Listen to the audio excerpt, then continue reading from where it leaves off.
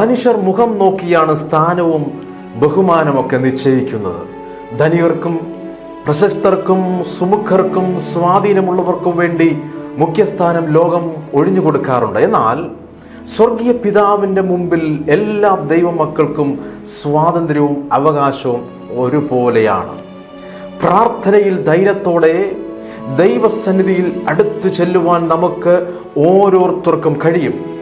നമ്മെ ഒരിക്കലും അവഗണിക്കുകയോ തള്ളിക്കളയോ ചെയ്യുന്ന ഒരു ദൈവമല്ല നമുക്കുള്ളത്. ലോകത്തിൻ്റെ നാനാഭാഗത്തിരുന്നുകൊണ്ട് അനവധി മീഡിയയിലൂടെ ഞങ്ങളെ ശ്രദ്ധിച്ചുകൊണ്ടിരിക്കുന്ന കണ്ടുകൊണ്ടിരിക്കുന്ന ഞങ്ങളുടെ എല്ലാ മാന്യ പ്രേക്ഷകരെയും ഓർത്ത് ദൈവത്തെ സ്തുതിക്കുകയാണ്. ആദ്യമായിട്ട് ഈ ശുശ്രൂഷയിൽ പങ്കെടുത്തുകൊണ്ടിരിക്കുന്നവർക്കായി ദൈവത്തെ സ്തുതിക്കുന്നു. ഫേസ്ബുക്ക് പേജിനകത്തൂടെയും യൂട്യൂബ് ചാനലിലൂടെയും മറ്റ് മീഡിയയിലൂടെയൊക്കെ ഞങ്ങളെ കണ്ടുകൊണ്ടിരിക്കുന്ന ശ്രദ്ധിച്ചുകൊണ്ടിരിക്കുന്ന ഏവർക്കായി ദൈവത്തെ സ്തുതിക്കുകയാണ്. നിശ്ചയമായിട്ടും സ്വർഗസ്ഥനായ ദൈവം ഇന്നത്തെ എപ്പിസോഡിലൂടെ നിങ്ങളോട് ഹൃദ്യമായിട്ട് ഇടപെടാനായിട്ട് പോകുകയാണ്, സംസാരിക്കാനായിട്ട് പോകുകയാണ്. വളരെ പ്രതീക്ഷയോടെ, വളരെ പ്രാർത്ഥനയോടുകൂടെ എന്നോടൊപ്പം നിങ്ങളെല്ലാവരും കടന്നു വരിക. സ്വർഗസ്ഥനായ ദൈവത്തിന് നിങ്ങളോട് ഹൃദ്യമായിട്ട് ഇടപെടാനായിട്ടുണ്ട്. പ്രത്യേകിച്ച് കോട്ടയത്തായിരിക്കുന്ന ഒരു കുടുംബത്തെ ഓർത്ത് ദൈവത്തെ സ്തുതിക്കുന്നു. കോട്ടയം ഉറവയ്ക്കലായിരിക്കുന്ന ലൈല ആൻറ്റിക്കായി, കുടുംബത്തിനായി ഞാൻ പ്രത്യേകം പ്രാർത്ഥിക്കുന്നു. പ്രത്യേകിച്ച് ഈ ദിവസങ്ങളിൽ പ്രിയ സിസ്റ്ററുടെ ഹാപ്പി ബർത്ത്ഡേ ആകുന്നു. ആയുസ്സും ആരോഗ്യവും ഉയർച്ചകളും നന്മകളും സമാധാനവും എല്ലാം ഈ പ്രിയ ആൻറ്റിയുടെ ജീവിതത്തിൽ ഉണ്ടാകട്ടെ എന്ന് ഞങ്ങൾ പ്രാർത്ഥിക്കുകയാണ്. ആൻറ്റിയുടെ തലമുറകൾക്കായിട്ട് പ്രാർത്ഥിക്കുന്നു, അവരുടെ കുടുംബങ്ങൾക്കായിട്ട് പ്രാർത്ഥിക്കുന്നു. അവരായിരിക്കുന്ന ദേശത്ത് ദൈവിക സംരക്ഷണവും വിടുതലും നടക്കട്ടെ എന്ന് പ്രാർത്ഥിക്കുന്നു. അതുപോലെ തന്നെ 3ാം ക്ലാസ്സിലേക്ക് പ്രവേശിക്കുന്ന ചെറുമകനായിട്ട് ഞാൻ പ്രാർത്ഥിക്കുകയാണ്. ദൈവിക ജ്ഞാനത്താൽ വളർന്നു വരട്ടെ. ദേശത്തിന്, സഭയ്ക്ക്, ചുറ്റുവട്ടങ്ങൾക്ക് പ്രിയ കുടുംബം അനുഗ്രഹമായി തീരട്ടെ. ഈ വർഷം മുഴുവൻ ദൈവത്തിൻ്റെ സംരക്ഷണം ജീവിതത്തിൽ ഉടനീളം സംഭവിക്കട്ടെ എന്ന് പ്രാർത്ഥിക്കുന്നു. എല്ലാ പ്രാർത്ഥനാ വിഷയങ്ങൾക്കും തക്ക സമയത്ത് മറുപടി ഉണ്ടാകട്ടെ. വാഗ്ദത്തങ്ങൾ നിറവേറട്ടെ. നമുക്ക് ഒരുമിച്ച് പ്രാർത്ഥിക്കാം. നിങ്ങളായിരിക്കുന്ന ദേശത്ത് കുടുംബമായിട്ട് നിങ്ങൾ ഈ സന്ദേശം കേട്ടുകൊണ്ടിരിക്കുമ്പോൾ നിങ്ങൾ പരസ്പരം കരങ്ങളൊന്ന് കോർത്ത് പിടിക്കാം. നമുക്ക് ഒരുമിച്ച് പ്രാർത്ഥിക്കാം. പരിശുദ്ധ ദൈവമേ, ഞങ്ങൾ ഒരുമിച്ച് കോട്ടയത്തായിരിക്കുന്ന ഉറവയ്ക്കലായിരിക്കുന്ന ലൈല സിസ്റ്ററായി കുടുംബത്തിനായിട്ട് ഞാൻ പ്രത്യേകം പ്രാർത്ഥിക്കുന്നു. പ്രിയ ആൻറ്റിയുടെ ജീവിതത്തിൽ സ്വർഗസ്ഥനായ ദൈവം ഒരു അത്ഭുതം ചെയ്താട്ടെ. ദിവസങ്ങൾ ഹാപ്പി ബർത്ത്ഡേ ആയിരിക്കുന്നു. ദൈവം ആയുസ്സിനെ ദീർഘമാക്കി കൊടുത്താട്ടെ. ആരോഗ്യത്തോടെ ഉയർച്ചയും നന്മകളും സമാധാനവും എല്ലാം ഈ പ്രിയ ആൻറ്റിയുടെ ജീവിതത്തിൽ ഉണ്ടായി വരട്ടെ എന്ന് ഞാൻ പ്രാർത്ഥിക്കുന്നു. പ്രിയ ആൻറ്റിയുടെ തലമുറകൾക്കായിട്ട് ഞാൻ പ്രാർത്ഥിക്കുന്നു. നമ്മുടെ കുടുംബങ്ങൾക്കായിട്ട് ഞാൻ ബ്ലസ് ചെയ്ത് പ്രാർത്ഥിക്കുന്നു. അവരായിരിക്കുന്ന ദേശത്ത് ദൈവിക സംരക്ഷണവും വിടുതലും നടക്കട്ടെ എന്ന് ഞാൻ പ്രാർത്ഥിക്കുന്നു. അതുപോലെ തന്നെ 3ാം ക്ലാസ്സിലേക്ക് പ്രവേശിക്കുന്ന ചെറുമകനായിട്ട് ഞാൻ പ്രാർത്ഥിക്കുന്നു. ദൈവിക ജ്ഞാനത്താൽ വളർന്നു വരട്ടെ. ദേശത്തിന്, സഭയ്ക്ക്, ചുറ്റുവട്ടങ്ങൾക്ക് പ്രിയ കുടുംബം അനുഗ്രഹമായി തീരട്ടെ എന്ന് ഞാൻ ബ്ലസ് ചെയ്ത് പ്രാർത്ഥിക്കുന്നു. ഈ വർഷം മുഴുവൻ ദൈവിക സംരക്ഷണം ജീവിതത്തിൽ ഉടനീളം സംഭവിക്കട്ടെ എന്ന് ബ്ലസ് ചെയ്ത് പ്രാർത്ഥിക്കുന്നു. എല്ലാ പ്രാർത്ഥനാ വിഷയങ്ങൾക്കും തക്ക സമയത്തും മറുപടി ഉണ്ടാകട്ടെ. വാഗ്ദത്തങ്ങൾ നിറവേറട്ടെ. അത്ഭുതങ്ങൾ സംഭവിക്കട്ടെ. യേശു കർത്താവിൻ്റെ അൻപുള്ള നാമത്തിൽ തന്നെ ആമേൻ. കോട്ടയത്തിൻ്റെ ദേശത്ത് സ്വർഗസ്ഥനായ ദൈവം നിങ്ങളെ സംരക്ഷിക്കുമാറാകട്ടെ എന്ന് ആശംസിക്കുന്നു, പ്രാർത്ഥിക്കുന്നു. തുടർന്ന് കർത്താവിൻ്റെ മാറ്റമില്ലാത്ത വചനത്തെ നാം ശ്രവിക്കാൻ പോകുകയാണ്. വളരെ പ്രതീക്ഷയോടെ, വളരെ പ്രാർത്ഥനയോടുകൂടെ ഏവരെയും ഒരിക്കൽ കൂടി ശുശ്രൂഷയിലേക്ക് ഞങ്ങൾ ഹാർദമായി സ്വാഗതം ചെയ്യുന്നു.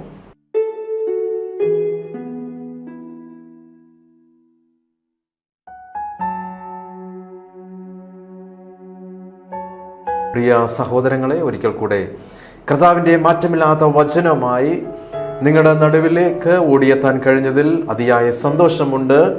ഇന്ന് സ്വർഗസ്ഥനായ ദൈവം ഞങ്ങളിൽ ഭരമേൽപ്പിച്ചിരിക്കുന്ന ദൂതുകൾ നിങ്ങളിലേക്ക് ഈ അവസരത്തിൽ ഞാൻ കൈമാറാനായിട്ട് പോകുകയാണ്. ഇന്ന് ഞങ്ങളിൽ ഭരമേൽപ്പിച്ചിരിക്കുന്ന സന്ദേശത്തിൻ്റെ ടൈറ്റിൽ എന്ന് പറയുന്നത് ഫേവർ കാണിക്കുന്നതിലൂടെ ഉയർച്ച. ദൈവിക ഫേവർ കാണിക്കുന്നതിലൂടെ നിങ്ങളുടെ ജീവിതത്തിൽ ഉയർച്ച സംഭവിക്കാൻ പോകുകയാണ്. വേദപുസ്തകം പറയുകയാണ്, എളിയവരോട് കൃപ കാട്ടുന്നവൻ യഹോവയ്ക്ക് വായ്പ കൊടുക്കുന്നു, അവൻ ചെയ്ത നന്മയ്ക്ക് അവൻ പകരം കൊടുക്കും. ഇനി ഞാൻ പറയാൻ പോകുന്ന കാര്യങ്ങൾ ശ്രദ്ധിച്ചാട്ടെ. ഒരു കൂട്ടം വ്യാപാരികൾക്ക് ഒരു നായാട്ട് സങ്കേതം ഉണ്ടായിരുന്നു. എല്ലാ സന്ധ്യകളിലും പ്രാർത്ഥനയ്ക്കും ധ്യാനത്തിനുമായിട്ട് അവർ ഒരുമിച്ച് കൂടുക പതിവായിരുന്നു. ഒരു രാത്രിയിൽ അങ്ങനെ ഒരുമിച്ച് കൂടിയപ്പോൾ മല കയറുമ്പോൾ സംരക്ഷകനായി നിൽക്കുന്ന ഭക്തിയുള്ളവനോട് പ്രാർത്ഥിക്കുവാൻ പറഞ്ഞു. അവൻ പ്രാർത്ഥിക്കുകയുണ്ടായി. കർത്താവേ, ഞങ്ങളോട് കരുണയുണ്ടാകണമേ, കാരണം ഞങ്ങൾക്ക് കരുണയല്ലോ ഏറ്റവും ആവശ്യം.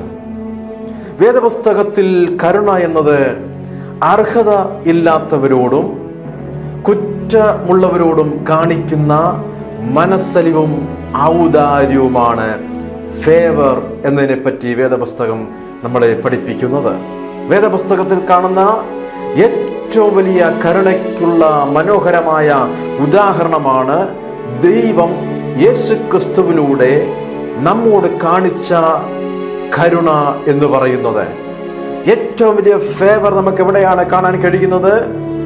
യേശുക്രിസ്തുവിലൂടെ ദൈവം നമ്മളോട് കാണിച്ച കരുണ.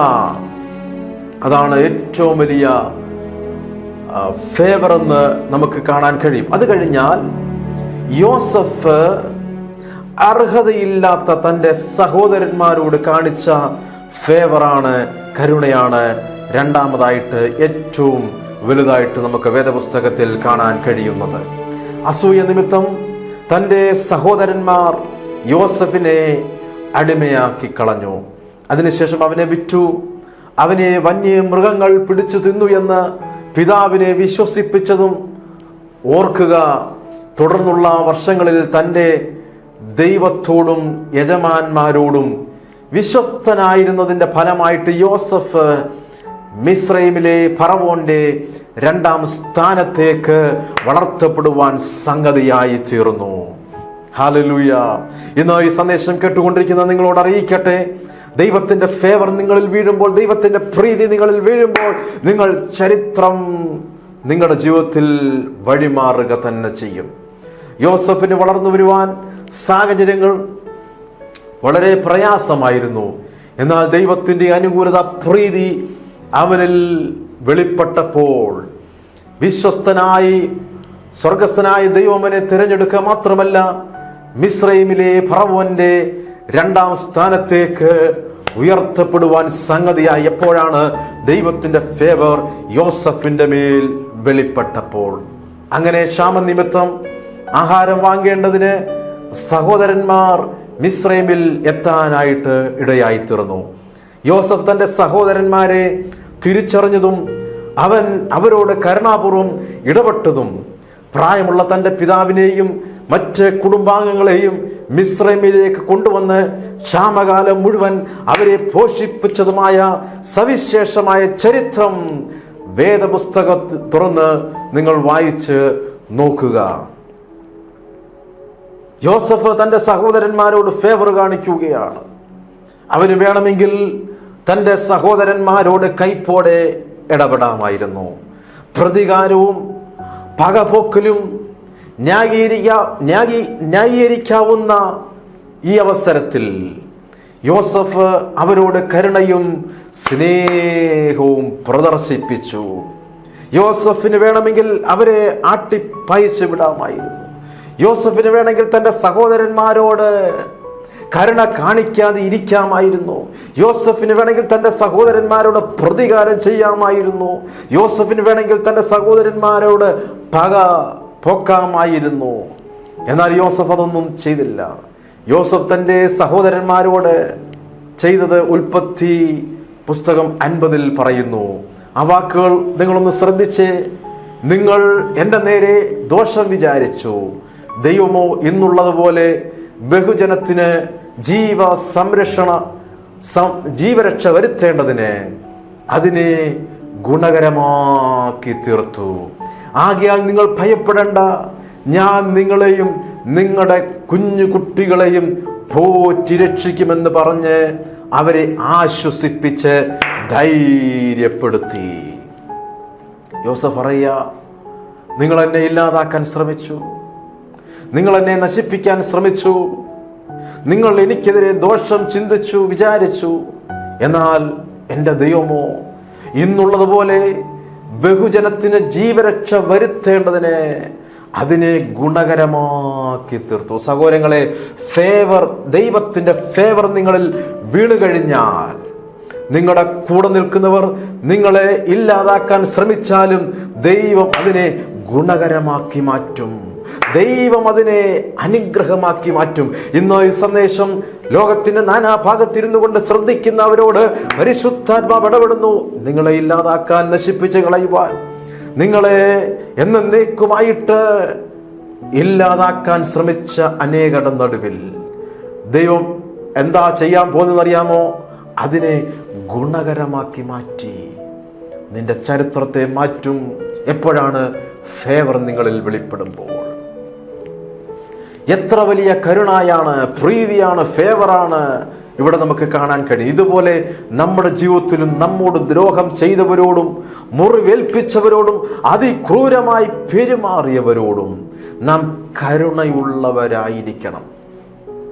വാസ്തവത്തിൽ അത് അങ്ങനെ ചെയ്യാൻ മാനുഷികമായിട്ട് ബുദ്ധിമുട്ടാണ്. നമ്മളെ വേദനിപ്പിച്ചവരോട്, നമ്മൾക്ക് മുറിവ് തന്നവരോട് നാം കരുണയുള്ളവരായിരിക്കുക എന്ന് പറയുന്നത് ഏറ്റവും ബുദ്ധിമുട്ടുള്ള കാര്യമാണ്. എന്നാൽ നാം കരുണ കാണിച്ചാൽ സ്വർഗസ്ഥനായ ദൈവം നമ്മളോടും ആ നിലയിൽ കരുണ കാണിക്കുമെന്നറിയുക. ഇനി പറഞ്ഞ് ശ്രദ്ധിച്ചാട്ടെ, നിനക്കുള്ളത് വിറ്റ് ദരിദ്രർക്ക് കൊടുത്ത ശേഷം വന്ന് എന്നെ അനുഗമിക്ക എന്ന് യേശു പറഞ്ഞപ്പോൾ വളരെ സമ്പത്തുള്ളവനാകിയാൽ ദുഃഖത്തോടെ പോയ ധനികനായ യുവ പ്രമാണിയുടെ കഥ നമ്മിൽ അതിശയം ഉളവാക്കുന്നതാണ്. കർത്താവ് അവനോട് പറഞ്ഞു, നിനക്കുള്ളതെല്ലാം വിറ്റിട്ട് ദരിദ്രർക്ക് കൊടുത്ത ശേഷം എന്നെ അനുഗമിക്ക എന്ന് പറഞ്ഞപ്പോൾ അവൻ്റെ കയ്യിലുള്ള ധനനിമിത്തമായിട്ട് അവനത് സാധിച്ചില്ല. യെസ്, കരുണ കാണിക്കുവാനുള്ള ഒരു അവസരമാണ് ദിവ്യാഗ്രഹം നിമിത്തം അവൻ നഷ്ടമാക്കി കളഞ്ഞത്. ആ ധനികനായ യുവാവ് സമ്പത്ത്, സന്തോഷം നൽകിത്തരുമെന്ന് ചിന്തിച്ചു. എന്നാൽ സമ്പത്തിലൂടെ അദ്ദേഹത്തിന് അത് കിട്ടിയില്ല. എങ്കിലും അത് ഉപേക്ഷിച്ച് നിലനിൽക്കുന്ന സന്തോഷത്തിൻ്റെ ഏക ഉറവിടമായ യേശു ക്രിസ്തുവിലേക്ക് വരുവാൻ അദ്ദേഹം തയ്യാറായല്ല. തൻ്റെ സ്വാർത്ഥത നിമിത്തമായിട്ട് അതിന് കഴിഞ്ഞില്ല. പ്രിയ സഹോദരങ്ങൾ, നിങ്ങൾക്ക് ഫേവർ കാണിക്കുവാൻ ഒരു അവസരം ലഭിച്ചു കഴിഞ്ഞാൽ നിങ്ങൾ ആ അവസരം നഷ്ടപ്പെടുത്തി കളയരുത്. ദൈവത്തിൻ്റെ പ്രീതി വെളിപ്പെടുത്താൻ നിങ്ങൾക്കൊരു അവസരം ലഭിച്ചു കഴിഞ്ഞാൽ നിങ്ങളത് നഷ്ടപ്പെടുത്തി കളയരുത്. ദൈവത്തിൻ്റെ കരുണ വെളിപ്പെടുത്താൻ ഒരു സാഹചര്യം ഉണ്ടായാൽ നിങ്ങളതിനെ നഷ്ടപ്പെടുത്തി കളയരുത്. അത്യാഗ്രഹവും നിമിത്തം മറ്റുള്ളവരോട് കരുണ കാണിക്കുവാൻ ആ ധനികനായ യുവാവിന് കഴിഞ്ഞില്ല.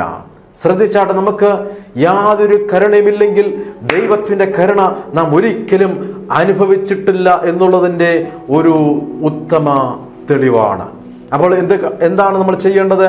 ദൈവം നമ്മളോട് അർഹതയില്ലാത്ത സ്ഥാനത്ത് ദൈവത്തിൻ്റെ ഫേവർ വെളിപ്പെടുത്തിയതുപോലെ നാം ഓരോരുത്തരും മറ്റുള്ളവരോട് കരുണ കാണിക്കേണ്ടത് ഏറ്റവും ആവശ്യമാണ്. നിങ്ങൾ ഈ ദിവസങ്ങൾ പ്രാർത്ഥിക്കണം.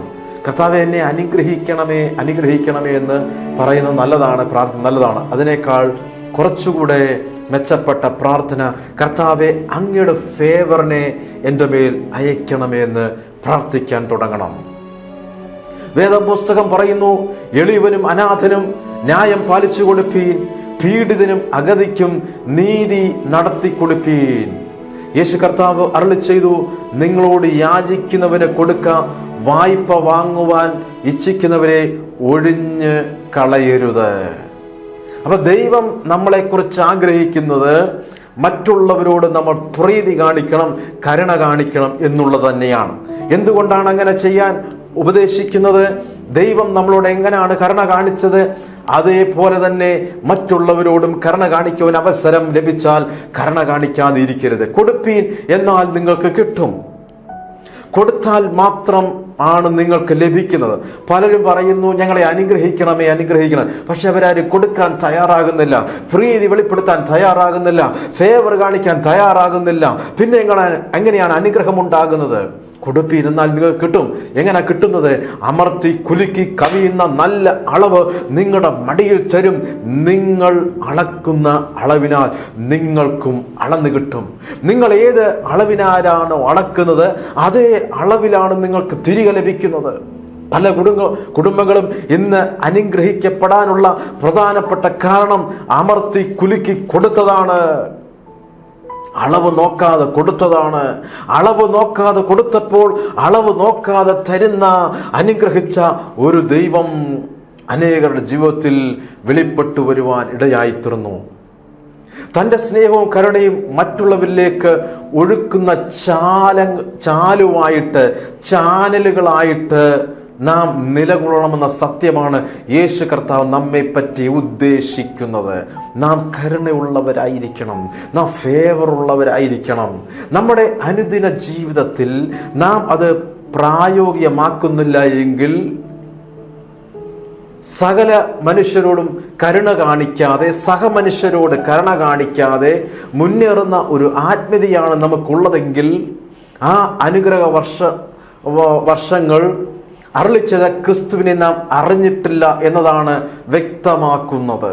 നാം കരുണ കാണിക്കാതെ മുന്നോട്ട് പോകുന്നുവെങ്കിൽ, നാം മറ്റുള്ളവരോട് പ്രീതി കാണിക്കാതെ മുന്നോട്ട് നീങ്ങുന്നുവെങ്കിൽ, വാസ്തവത്തിൽ യേശു ക്രിസ്തുവിനെ പറ്റി അല്ലെങ്കിൽ അവനെ നമ്മൾ യഥാർത്ഥത്തിൽ മനസ്സിലാക്കിയിട്ടില്ല, അറിഞ്ഞിട്ടില്ല, അവനിൽ അല്ല എന്ന് തന്നെ വേണം പറയാൻ.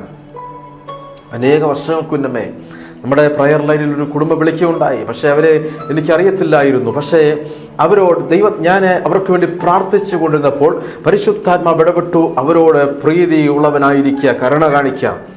അവർ കയ്യിൽ സാമ്പത്തികം ഒന്നുമില്ലാതിരിക്കെ തന്നെ ആ കുടുംബത്തിനെ സഹായിക്കാൻ വേണ്ടി ഞാൻ കരുണ കാണിച്ചപ്പോൾ, ഫേവർ കാണിച്ചപ്പോൾ അതിൻ്റെ എത്രയോ ഇരട്ടിയാണ് അധികം നാളുകൾ കഴിയുന്നതിന് മുന്നമേ സ്വർഗസ്ഥനായ ദൈവം കരങ്ങൾ നൽകി തന്നെന്ന് നിങ്ങൾക്കറിയാമോ? ദൈവം നമ്മളെക്കുറിച്ച് ആഗ്രഹിക്കുന്നത് മറ്റുള്ളവരോട് നാം കരുണയുള്ളവരായിരിക്കണം. ഇന്നത്തെ സാഹചര്യ ലോകത്തിൽ നാം കരുണ കാണിക്കേണ്ടതായ ചില മേഖലകളുണ്ട്. നാം ഫേവർ വെളിപ്പെടുത്തേണ്ടതായിട്ടുള്ള ചില മേഖലകളുണ്ട്. മറ്റുള്ളവരുടെ ആവശ്യങ്ങൾ നിറവേറ്റി കൊടുക്കുന്നതിലൂടെ നമുക്ക് കരുണ കാണിക്കുവാൻ സാധിക്കും. നിങ്ങൾക്ക് കഴിയുമെങ്കിൽ മറ്റുള്ളവരെ സഹായിക്കാൻ 2025 നിങ്ങൾക്ക് കഴിയുമെങ്കിൽ അത് ചെയ്യാതെ ഇരിക്കരുത്. മറ്റുള്ളവർക്കൊരാശ്വാസമായിട്ട് അല്ലെങ്കിൽ മറ്റുള്ളവരുടെ മുറിവിനെ കെട്ടാൻ ഒരു സാഹചര്യം ഉളവായി വന്നു കഴിഞ്ഞാൽ അത് ചെയ്യാതെ ഇരിക്കരുത്. നാം നമ്മുടെ ചുറ്റും കണ്ണുകൾ ഓടിക്കുക.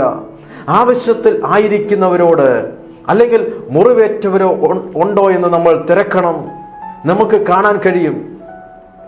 അങ്ങനെ ആശ്വസിപ്പിക്കുമ്പോൾ, മുറിവ് കെട്ടുമ്പോൾ സ്വർഗസ്ഥനായ ദൈവം നമ്മളിൽ പകരാൻ പോകുന്ന അനുഗ്രഹത്തിൻ്റെ ആ അളവെന്ന് പറയുന്നത് വളരെ വലുതായിരിക്കും. ഇനി പറഞ്ഞ് ശ്രദ്ധിച്ചാണ്, യേശു കർത്താവ് ജനക്കൂട്ടങ്ങളോട് സുവിശേഷം പ്രസംഗിക്കുക മാത്രമല്ലായിരുന്നു. യേശു ക്രിസ്തു ജനം കൂടി വന്ന ജനത്തോട് സുവിശേഷം മാത്രം പ്രസംഗിച്ചിട്ട് പോവുകയല്ലായിരുന്നു. അവർക്ക് ഭക്ഷിപ്പാനും കൊടുത്തു. അവരുടെ നീഡ് മനസ്സിലാക്കി, അവരുടെ ആവശ്യങ്ങൾ കണ്ട് സ്വർഗസ്ഥനായ ദൈവം ജനത്തോട് കരുണ കാണിച്ചതുപോലെ നിങ്ങളുടെ മുമ്പിൽ വരുന്ന ജനത്തോട് നിങ്ങൾ കരുണ കാണിച്ചു എന്ന് പറഞ്ഞു കഴിഞ്ഞാൽ കളിപ്പിച്ചിട്ട് പോകുന്നവരോട് കരുണ കാണിക്കണമെന്നല്ല ഞാൻ പറഞ്ഞത്. നിങ്ങളുടെ മുമ്പിൽ ഒരാൾ കടന്നു വരുമ്പോൾ അവൻ ആവശ്യക്കാരനാണ് അല്ലെങ്കിൽ കളിപ്പിക്കാത്തവനാണെന്ന് ബോധ്യപ്പെട്ട് കഴിഞ്ഞാൽ തീർച്ചയായിട്ടും എന്തെങ്കിലും ചെയ്യാൻ പറ്റുമെങ്കിൽ ചെയ്തിരിക്കണം. പ്രായോഗികമാക്കുവാൻ കഴിയാത്ത വിശ്വാസം യേശു കർത്താവ് തള്ളിക്കളഞ്ഞു. കപടഭക്തരായ ശാസ്ത്രിമാരും പരീശന്മാരുമായുള്ളവരെ, നിങ്ങൾക്ക് കഷ്ടം, നിങ്ങൾ മനുഷ്യർക്ക് സ്വർഗരാജ്യം അടച്ചു കളയുന്നു. നിങ്ങൾ വിധവമാരുടെ വീടുകളെ വിഴുങ്ങുകയും ഉപായ രൂപേണ ദീർഘമായിട്ട് പ്രാർത്ഥിക്കുകയും ചെയ്യുന്നു. ഇത് ഹേതുവായിട്ട് നിങ്ങൾക്ക് കടുപ്പമേറിയ ശിക്ഷാവധി വരും. മത്തായി സുവിശേഷം 23:13-14 നിങ്ങളൊന്ന് വായിക്കണം. നിങ്ങൾക്ക് എങ്ങനെ ശിക്ഷാവധി വരാൻ പോകുന്നേ?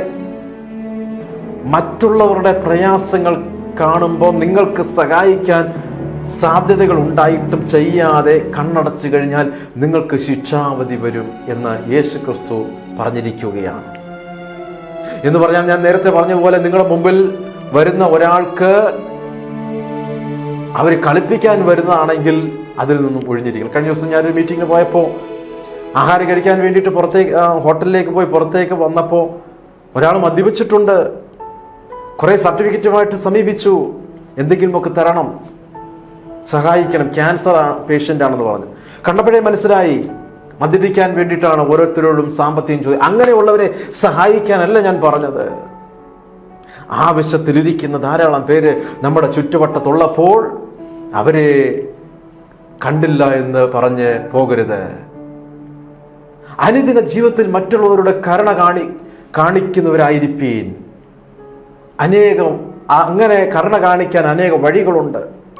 നിങ്ങളുടെ അടുത്തുള്ള ആശുപത്രികൾ നിങ്ങൾക്ക് വേണമെങ്കിൽ സന്ദർശിക്കാം, അല്ലെങ്കിൽ ഹോസ്പിറ്റൽ മിനിസ്ട്രിക്ക് സാമ്പത്തിക സഹായം കൊടുക്കാം, അല്ലെങ്കിൽ സുവിശേഷ പ്രവർത്തനത്തിൽ ആ നിലയിൽ പ്രവർത്തിക്കുന്നവർക്ക് സാമ്പത്തിക നന്മകൾ കൊടുക്കാം. നിങ്ങൾക്ക് പോകാൻ കഴിഞ്ഞെങ്കിൽ സാമ്പത്തികമായിട്ട് നിങ്ങൾക്ക് സപ്പോർട്ട് ചെയ്യാൻ കഴിയും. രോഗികളെ സന്ദർശിക്കുന്നതിലൂടെ നമുക്ക് അവരോട് കരുണ കാണിക്കാൻ കഴിയും. പ്രയാസത്തിലായിരിക്കുന്നവരെ ചെന്ന് കണ്ട് സന്ദർശിച്ച് അവർക്ക് വേണ്ടി പ്രാർത്ഥിച്ച് അവർക്ക് എന്തെങ്കിലുമൊക്കെ ചെയ്യാൻ കഴിഞ്ഞാൽ അവരോട് കരുണ കാണിക്കാൻ കഴിയും. ലോകത്ത് എല്ലായിടത്തും പുതിയ ഒരു രാഷ്ട്രീയ ബോധം ഉയർന്നുകൊണ്ടേയിരിക്കുകയാണ്. നിറത്തിൻ്റെ അടിസ്ഥാനമാക്കിയുള്ള വേർതിരിവുകൾ തകർന്നു കൊണ്ടിരിക്കുന്നു. ലോകം മറ്റൊരു പുതിയൊരു ക്രമത്തിലേക്ക് വന്നുകൊണ്ടിരിക്കുകയാണ്. ഞാൻ നിങ്ങളോട് അറിയിക്കട്ടെ, നമ്മുടെ പ്രാർത്ഥനയ്ക്ക് വേണ്ടി, നമ്മളൊരു കരുണ കാണിക്കാൻ വേണ്ടി, നമ്മുടെ ഒരു സാന്നിധ്യത്തിന് വേണ്ടി കൊതിക്കുന്ന ലക്ഷക്കണക്കിന് കോടിക്കണക്കിന് ജനങ്ങൾ നമ്മുടെ ചുറ്റുവട്ടമുണ്ടെന്ന് അറിയുക. യേശുക്രിസ്തു എന്താ ചെയ്തത്? ജനത്തിൻ്റെ നടുവിൽ നിന്ന് പ്രസംഗിച്ചിട്ട് മാത്രം, ദൈവരാജ്യത്തെക്കുറിച്ച് പ്രസംഗിച്ചിട്ട് മാത്രം പോവുകയല്ലായിരുന്നു. വചനത്തിൻ്റെ മർമ്മങ്ങൾ മാത്രം പറഞ്ഞിട്ട് പോവുകയല്ലായിരുന്നു.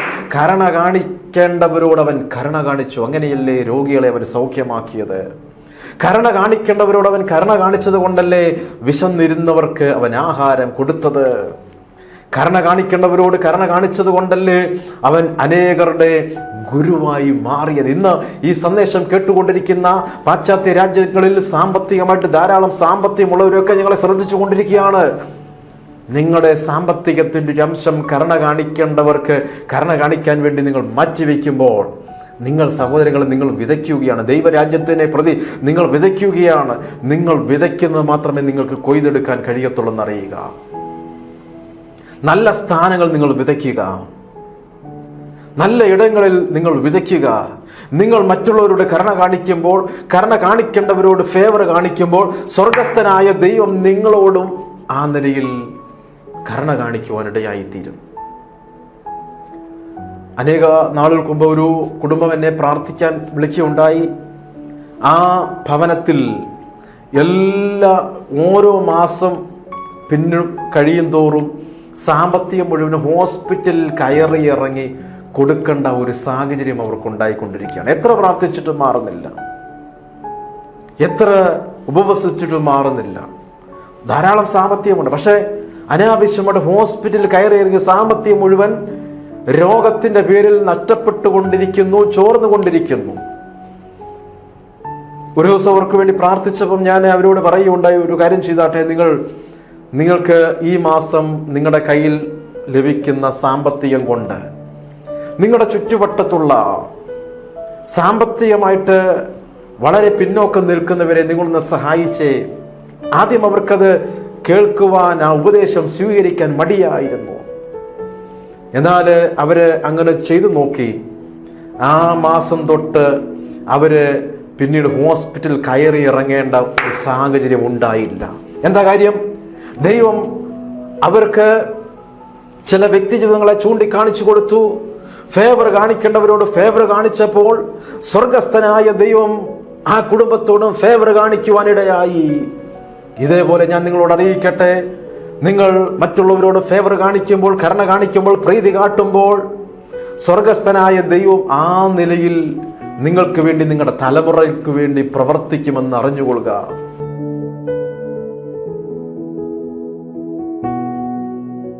കർത്താവിൻ്റെ അതിപരിശുദ്ധ നാമം വാഴ്ത്തപ്പെടുമാറാകട്ടെ.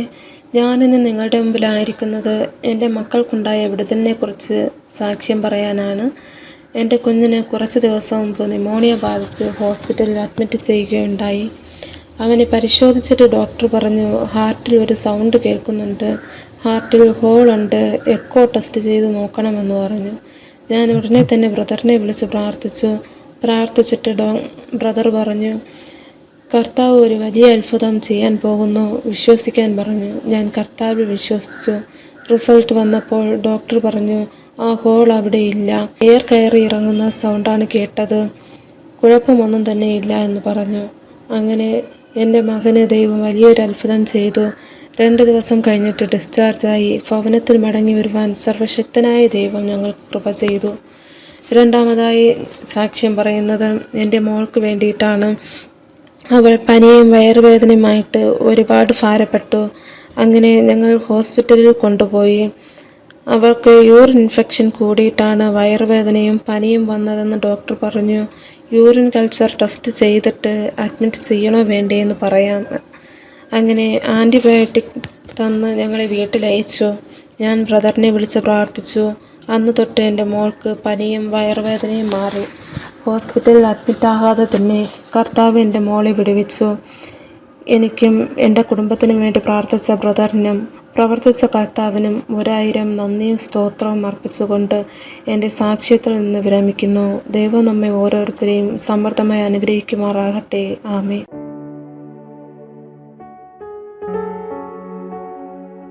എല്ലാ കണ്ണുകളും അടച്ച് പരിശുദ്ധ ദൈവമേ, ഞങ്ങൾ ഒരുമിച്ച് ഞങ്ങളുടെ ജനത്തിനു വേണ്ടി പ്രാർത്ഥിക്കുന്ന തീരുമാനമെടുത്ത അനേക കുടുംബങ്ങൾക്കായി ഞാൻ പ്രാർത്ഥിക്കുന്നു. ദൈവത്തിൻ്റെ ഫേവർ ഈ കുടുംബങ്ങളിൽ വ്യാപരിക്കട്ടെ. ഈ ലൈവ് പ്രോഗ്രാം ഇവിടെ നടന്നുകൊണ്ടിരിക്കുമ്പോൾ തന്നെ ചെങ്ങന്നൂര് കല്ലിശ്ശേരിയിലായിരിക്കുന്ന ഒരു കുടുംബത്തിനായിട്ട് പ്രാർത്ഥിക്കാൻ അപേക്ഷിച്ചിരിക്കുന്നു. ആ പ്രിയ കുടുംബത്തിലെ പ്രിയ പിതാവ് ഓപ്പറേഷന് വിധേയപ്പെട്ടിട്ട് വീട്ടിൽ വിശ്രമിച്ചു കൊണ്ടിരിക്കുകയാണ്.